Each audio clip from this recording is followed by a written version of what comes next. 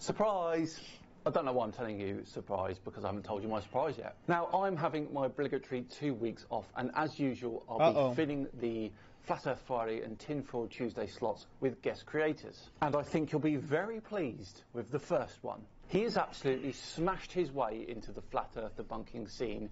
It is none other than Mr. Dave McKeegan. And if you don't know who he is yet, you'll wonder why you've never watched him before. And for today, Dave will be looking at our old friend Level Earth Observer and his view. Okay, so Simon Dan's not breaking down what this guy has to say. He's watching this guy break down a flat earther's theory on flat Earth, and that's what we're watching. On the space shuttle. A great start. Let's roll the intro, and it's over to you, Dave.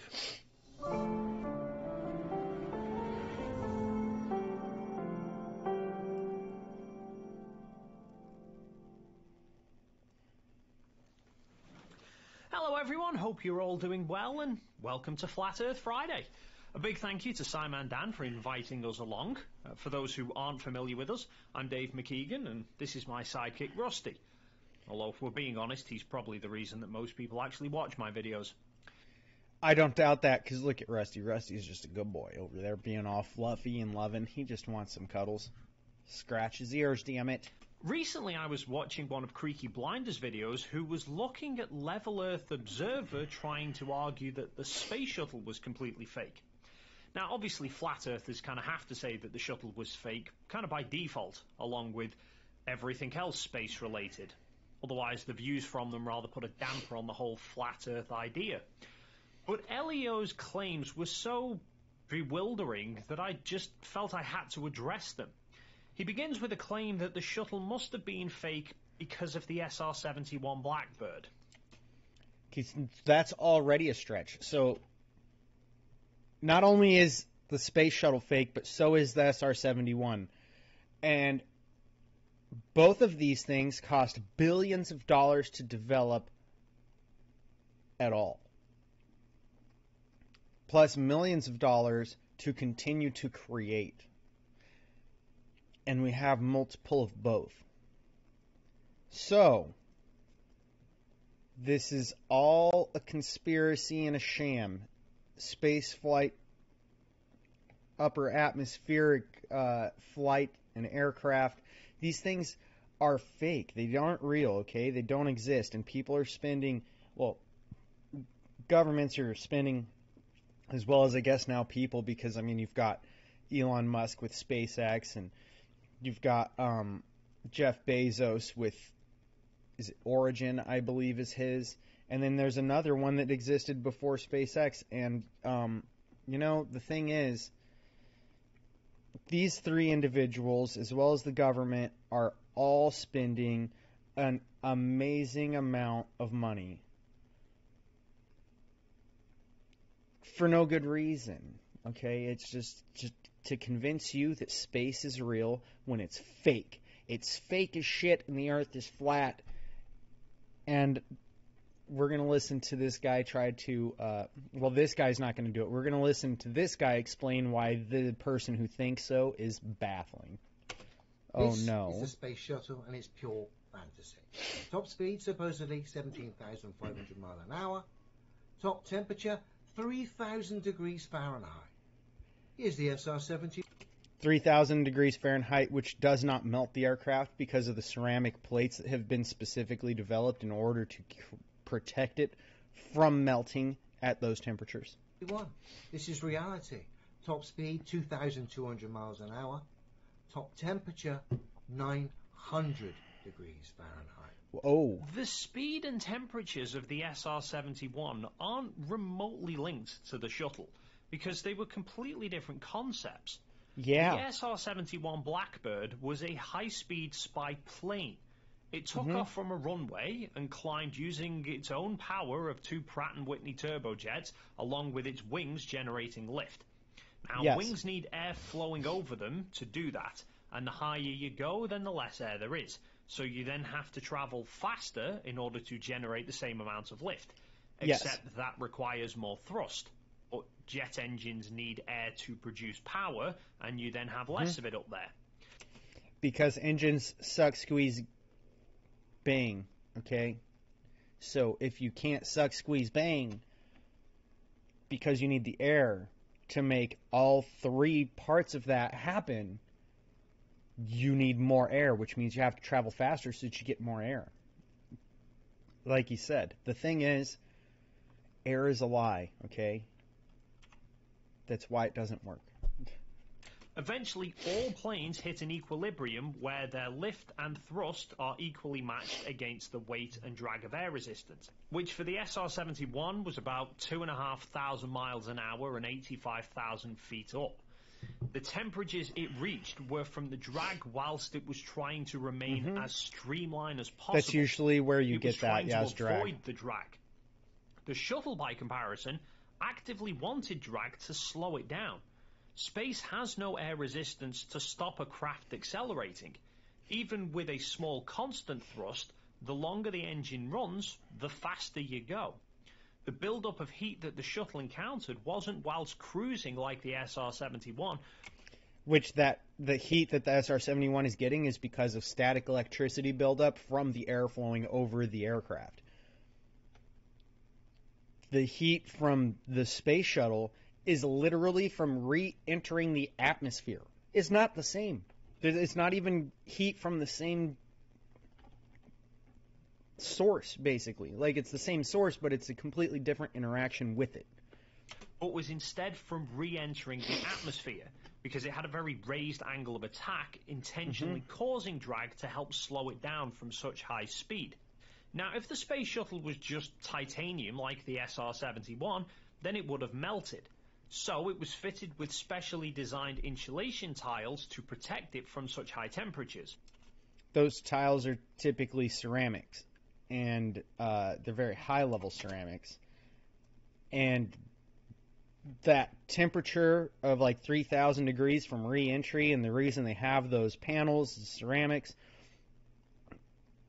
is so that it doesn't melt. Like I said, the thing is, when some of these panels are damaged, when they're missing or gone, etc., that's when you have things like the space shuttle exploding and people dying. Okay, it's not like going into space is a safe little piece of travel for people to just go and indulge in on a whim. Okay, it like the risk and the expense are the reason we stopped doing it as much, right? Like, it's why we just go to the International Space Station, not all the way to the moon, because we can conduct basically all the experiments that we wanted to conduct with the moon at the space station at lower expense and lower risk. Like, the fact that these flat earth people can't grasp that concept is fairly outstanding. Designed insulation tiles to protect it from such high temperatures. Most notably the black ones on the underside, which were the ones that bore the brunt of air resistance on the way down. Ironically, those black tiles were called LI-900s, and they were developed and made by Lockheed, the very same Lockheed that built the SR-71.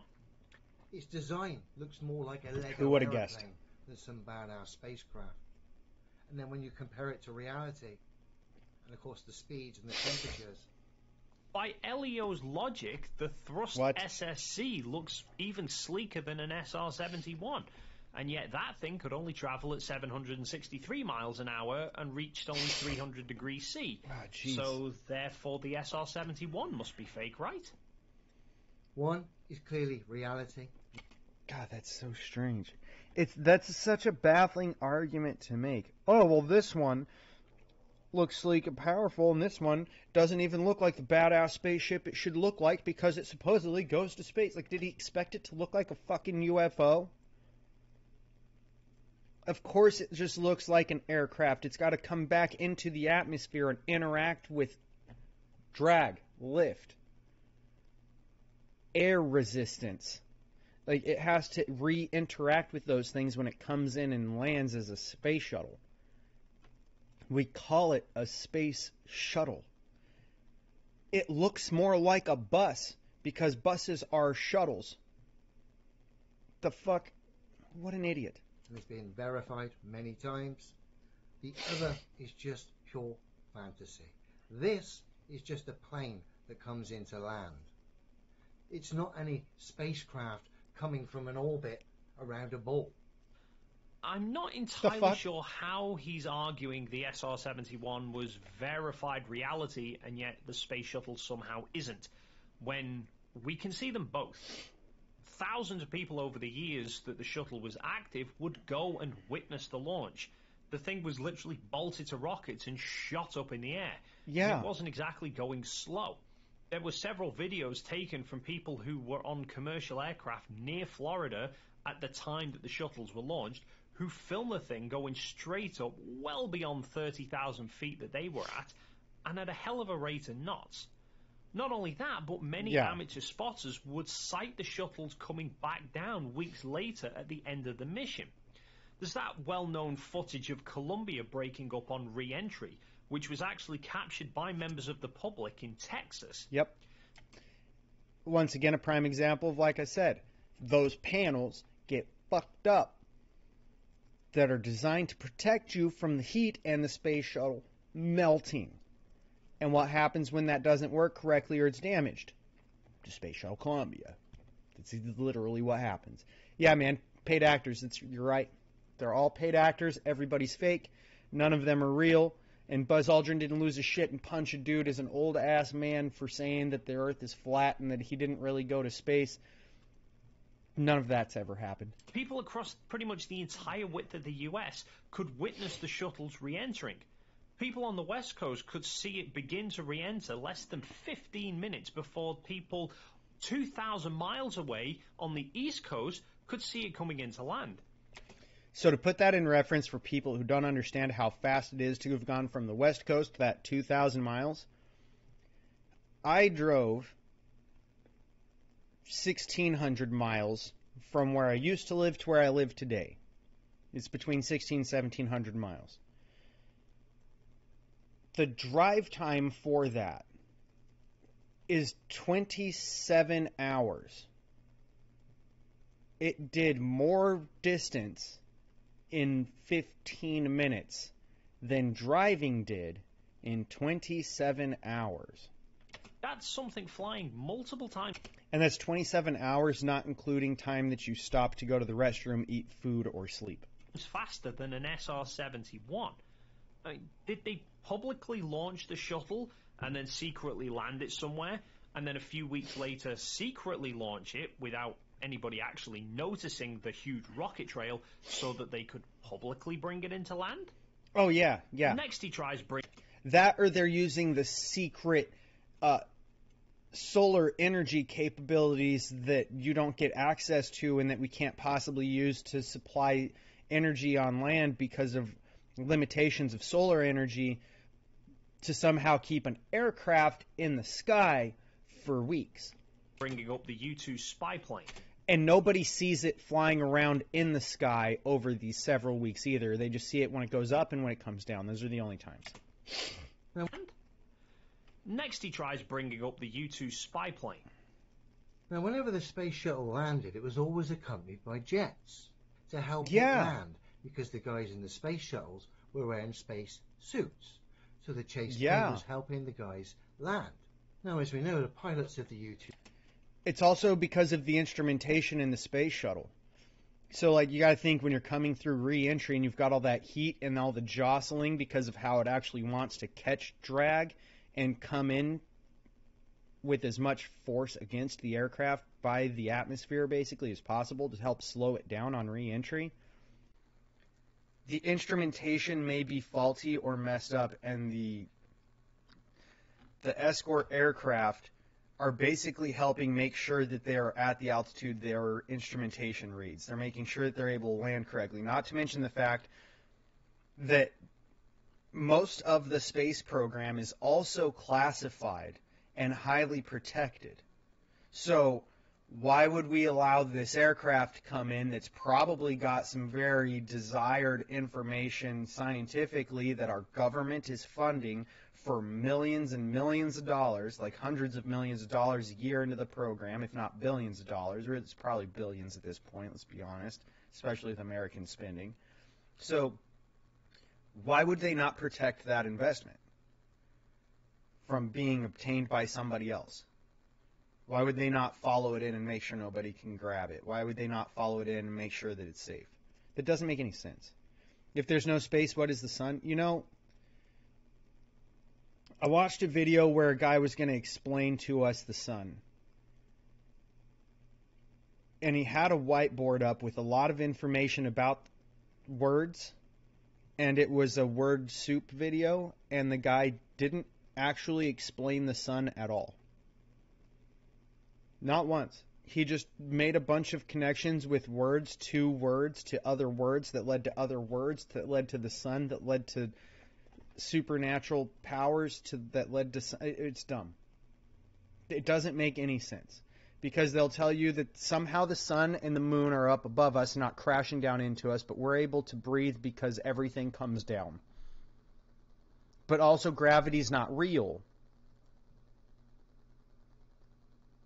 But we're able to breathe because there's air down here, but when you go up too high, there's no air because the air had to fall down to the earth.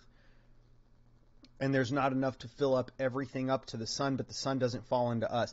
You see, their logic doesn't exist, and I can't make it make sense because I don't understand how they explain it to themselves to make that one little area sensible. To spy planes wear spacesuits. I tried. They use a chase car, which, of course, as you can see, is below the plane and has a brilliant view and can talk the pilot down easily.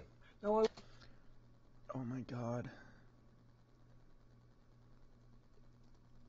It's not a chase car. It's a security vehicle to be there for the team that gets off of a spy plane when it lands.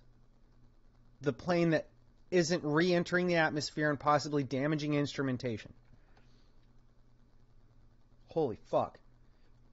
The flat earther who came up with this nonsense has literally never actually had any involvement in being aircrew on any kind of airframe at any point in time, nor has he looked up how any of it works. I was not a pilot. I was not a flight engineer. I was not a navigator. I was an aerial gunner. All I did was make sure that the cannons went boom when they needed to go boom, look for threats outside of the plane, and make sure that our hydraulic systems had hydraulic fluid in them and that things were operating the way they needed to. And I learned enough just from being curious about other people on the plane and what they had to do. Because, you know, if they get shot when we're in war, I might need to make sure I don't die in a plane accident because the pilot's dead. So I'd ask questions about shit. And just from asking questions of people who used those systems, I gained an understanding of them that's superficial enough that I understand how this guy's dumb. I would have potentially believed the official narrative regarding the chase plane in the space shuttle if it wasn't for the U-2 plane. It's an escort. Now, this seems another complete... And if you think that we aren't sending up fighter jets to escort spy planes when they're coming home from a mission, you're out of your fucking mind. It's just not going to land behind you because you need a specific amount of distance. Like when the shuttle lands and it's close enough to the ground, those escorts peel off and go away. Unrelated comparison. Like they don't land behind it. Done on this, it seems that the use of chase cars and planes had nothing to do with the pilots wearing pressure suits. SR-71 pilots also wore pressure suits because that thing could fly even higher than a U-2, but you'd never see them with a chase vehicle. The U-2 would often fly up to 12 hours at a time. That's 12 hours for pilots stuck in a tiny cockpit, unable to move, so by the time they'd... 12 hours at a time, which is common for pretty much any American United States Air Force aircraft conducting mission operations. 12 hours is fairly common amongst all of those airframes, regardless of what it is. They come into land. They were mentally and physically exhausted. Add to that, the U-2's cockpit didn't have great visibility, and it was landing on only two wheels, which were both in the center line of the plane. So in that instance, the chaser was actually there to help guide the pilot down on the runway, which you can even hear on the videos from inside the chase car. 2 feet, tail slightly up at 1 inches. The shuttle, however, the pilots weren't exhausted. Yeah, shuttle pilots don't fly missions that are that long. Like, they're up in space doing their mission, but they aren't flying, like, an aircraft mission that is literally going to be probably 8 to 12 hours long minimum. Plus briefings beforehand, plus briefings after, plus everything else involved. Not to mention, like you said, I forgot all about the fact that the U-2 is only the two landing gear that are in line like a roller skate, like a roller blade, really. I forgot that that's how their landing gear is, and that's why they need the chase vehicle, which it is what it is. And once again, it's a fucking spy plane carrying spy information and materials. If you think that the intelligence community that's behind the desire of this aircraft conducting its mission doesn't want to make sure that shit is secure, you're out of your mind. Touchdown was only an hour after they'd done the initial deorbit burn and 30 minutes after they'd first hit the atmosphere. And the visibility from inside the shuttle's cockpit was perfectly fine. There seems to be no mention anywhere of the chase planes being used for the purpose of actually guiding the pilot down onto the ground. That's because they're not guiding them to the ground. They're making sure that the instrumentation works fine, and they're escorting it for safety and to make sure that they get where they need to go. That's all it is. It's just an air escort. It's not a big deal. In fact, if you like air escorts aren't really even uncommon, to be quite honest, for certain things. Like, you're not going to see an air escort for everything, obviously, but I mean, Air Force One, Air Force Two, they get escorts. Right? We're escorting the president. That's going to happen. It's the fucking president. It doesn't matter where he's going. Guess what? He's got an escort. Like, it's going to be what happens. You're going to escort the things that are valuable. Because of the fact that we've had, like, when we had shuttles that were just like the capsules and they'd have to land out in the ocean and then we'd have to find the beacon and track it down and have, like that's a whole big issue. If we can just have an aircraft that escorts them in and then we're like, yep, here you go, it's there, it's where it needs to be, it reduces the risk to the crew and us having to search for them afterwards. If you look at most of the onboards of the shuttle, it's a good truck.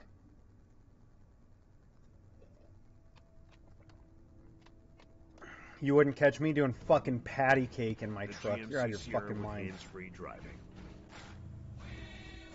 Yeah, it runs. I didn't know GMC was doing this like we can drive ourselves thing now. Monthly payments for 90 days on Sierra 5.3-liter Ecotec 3 V8 light-duty models.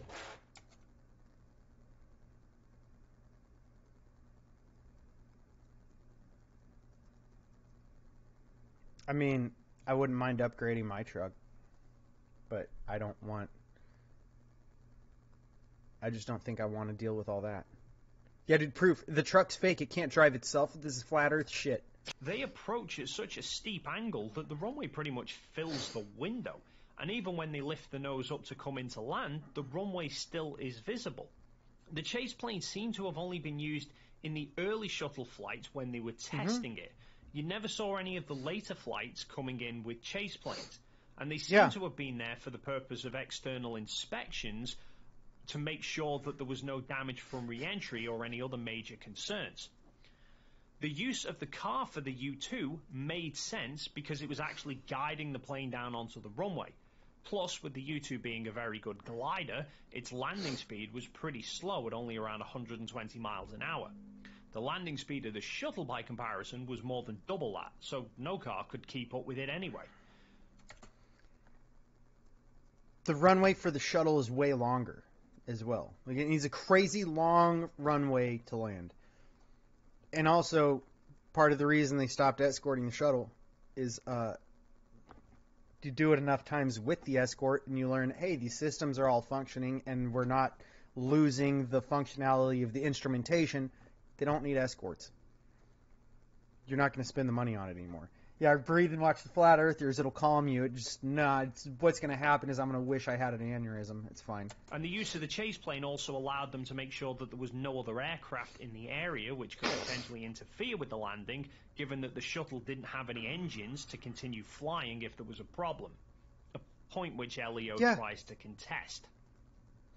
So you've got the jet planes coming in with the space shuttle, helping it to land, rather than the chase car, which of course makes far more sense being underneath. They're not doing the same things. That's landing.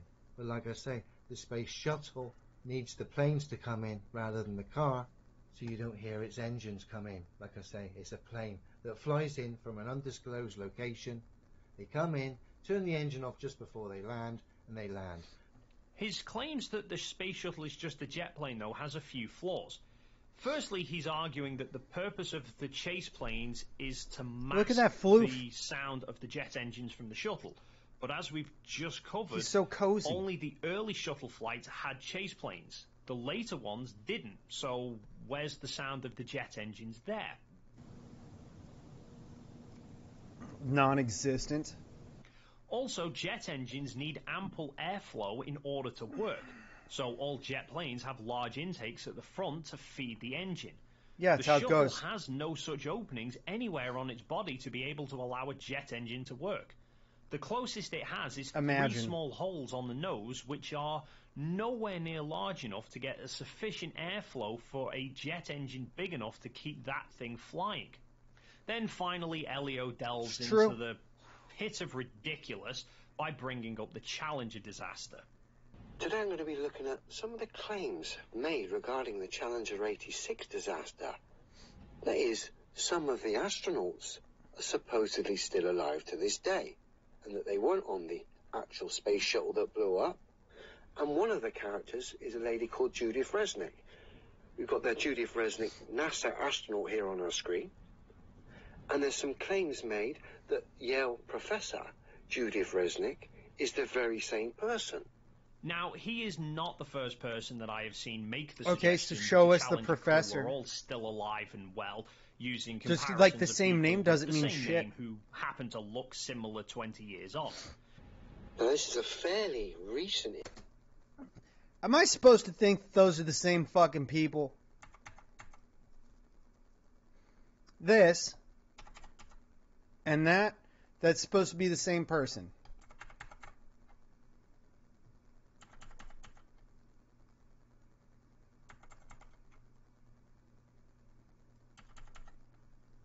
Image of Judith Resnik, Yale professor.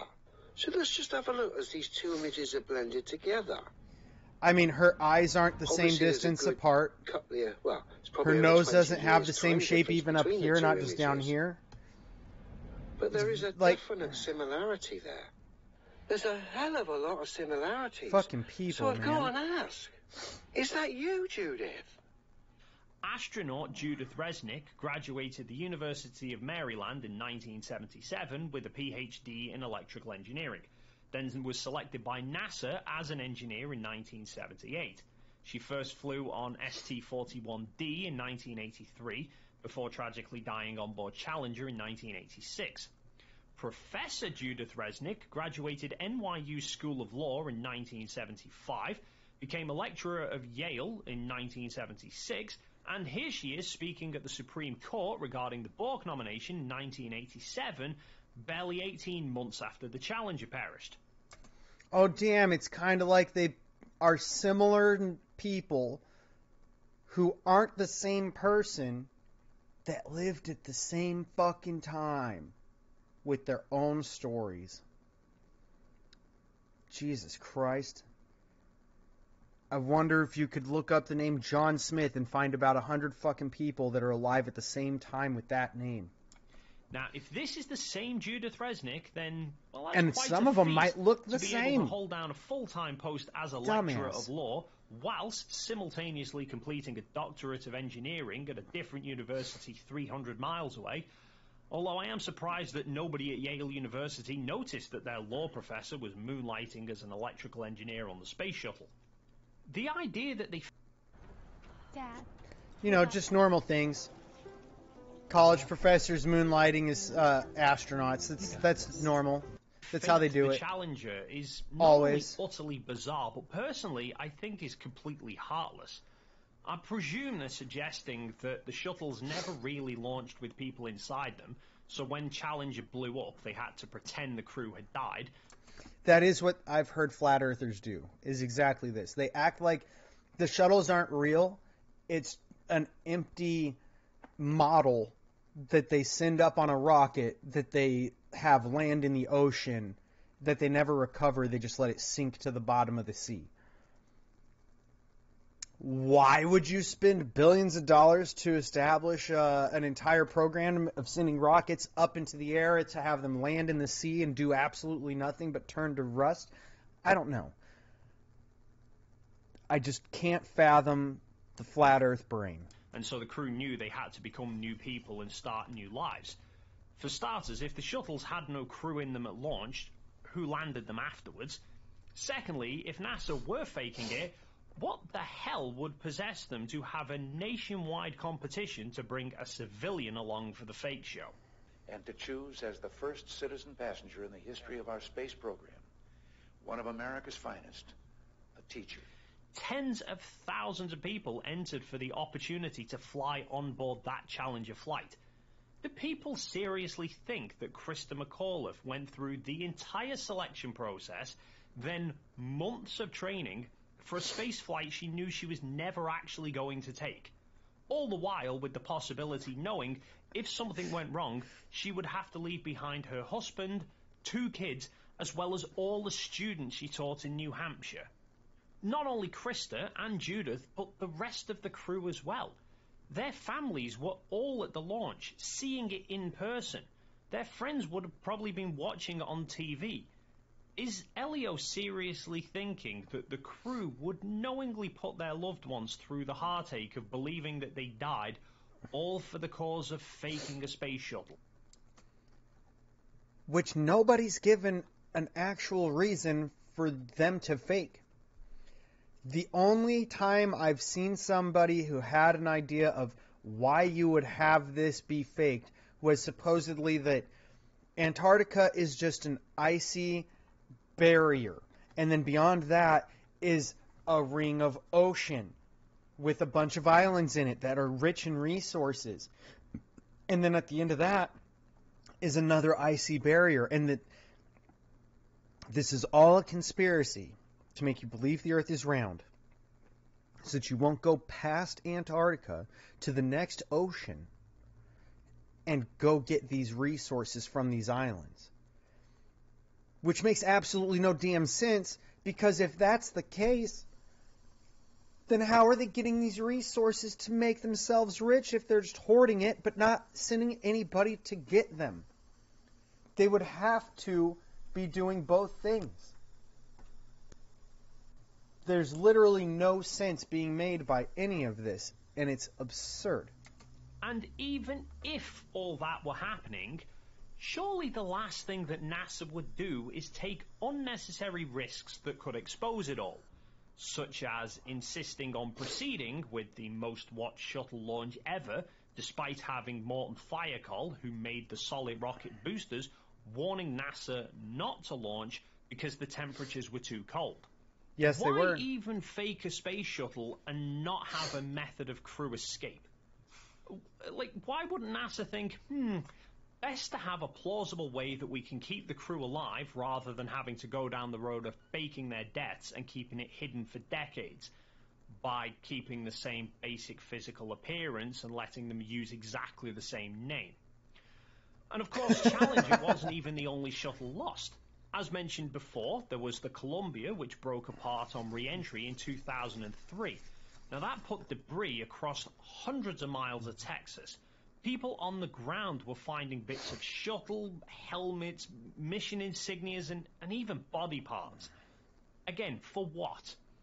The investigation into Columbia found NASA Really, for what? admitting they knew about the foam strike after they reviewed the launch footage the next day. Some analysts had requested military satellites be used to photograph the shuttle in orbit to check the extent of the damage, but NASA's upper management rejected the call because they didn't see a cause for concern. And those people should be held completely accountable and thrown in prison for recklessly endangering the lives of our astronauts. They didn't think, hey, you know what, maybe we should utilize some of the equipment around and maybe see if we can do something, make sure that they're safe or repair it in some way or something. Let's just, yeah, you know what, we think they'll be all right. We're just going to let them take a risk knowing that if those panels are damaged, the shit melts. So, yeah. Those people are atrocious. The investigation also highlights that had NASA done that surveillance and known the level of damage, the crew could have likely have been saved in a rescue mission because they had Atlantis being prepared for a launch a few weeks later. So why wouldn't NASA just say, great news, we've managed to get Atlantis launched and they've managed to rescue the Columbia crew, rather than faking yet more astronauts' deaths so publicly? Right. Both Challenger and Columbia had very public inquiries that brought huge negativity against NASA. What would possess them to proactively try and destroy themselves whilst trying to keep this huge conspiracy hidden from the world? Why would they not just put the failures down to aspects completely out of their control? Like, they could have put Columbia down to a piece of meteorite or something damaging the shuttle in orbit, but that nobody knew about it at the time. People think a spacecraft being able to fly 17,000 miles an hour in a vacuum doesn't make sense. Yet the same people seem to think this whole let's fake two shuttles... It's because they think that it's actually flying around in space. They don't understand that it's just falling. It's really just falling at 1,700 miles an hour. But if you're falling at the same rate of speed as the object, you don't really feel that speed. You don't feel that pressure. You don't feel that force because everything around you is moving at that speed. Disasters for absolutely no reason. You're interacting with things that are all moving at the same speed. Well, that is going to draw this video to a close. Thanks once again to Simon Dan for inviting us here. Hopefully you've enjoyed it, and if you have, then please consider heading over to our channel and subscribing. And hopefully I enjoyed this entire video actually a whole lot more than I enjoyed that fucking ad, that damn trailer for the Ninja Turtles. Fuck.